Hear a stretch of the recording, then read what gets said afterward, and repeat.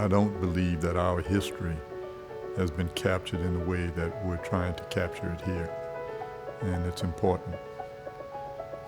Call to the Camera. It tells a story. Call to the Camera brings together over 36 Black American studio photographers who operated commercial portrait studios during the first century of photography's existence in the United States. In art museums, and especially in historically white art museums, this part of photographic history has been sort of not always included and not always put on the wall. Often these photographers were left out, in part because of their race, but also because the work they were making was commercial.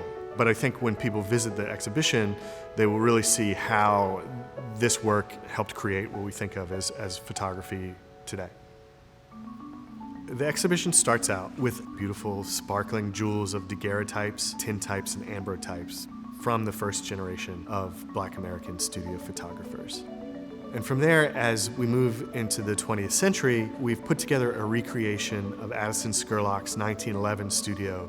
It's kind of an immersive experience. And as you move through the gallery, you'll see photographs by some of the most prominent and successful studio photographers working around the country during this period. My father became a photographer in 1946. I held my first camera in my hand at about 11 years old when he went out to photograph a football game, because his business was capturing the history of high schools. As a matter of fact, he had over 110 high schools across half the state of Louisiana. At the age of 14, I started working for him, and I've been in it ever since. These photographers often are making portraits because they're contracted to do so, they're hired. But at several places in the exhibition, you'll come across photographs that someone made just because they felt like they had to. They saw something beautiful and they made a photograph because they were compelled to do so as artists and as photographers. They were absolutely operating at the forefront of trends and methods that we now associate with fine art photography.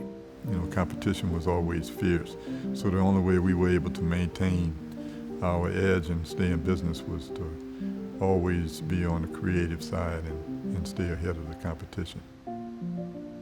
One of the special figures in the exhibition is Frederick Douglass, who was the most photographed American of the 19th century. In the first portrait of Frederick Douglass that's included, he was still a young man and he was still fighting very hard for the abolition of slavery.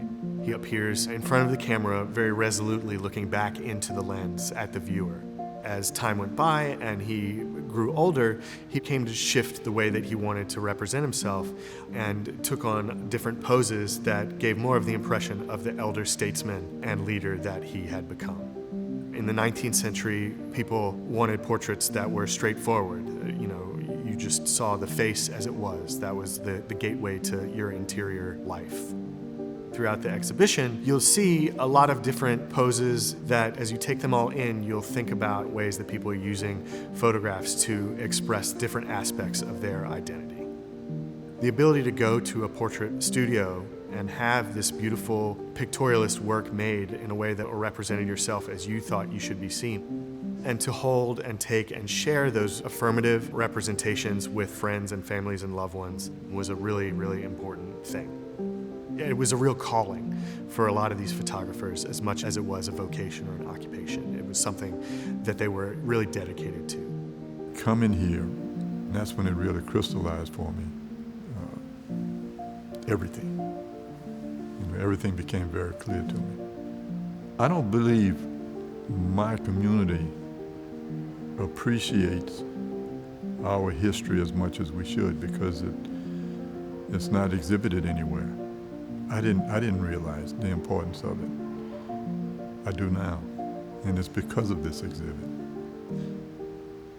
There's nothing like seeing yourself in others that look like you.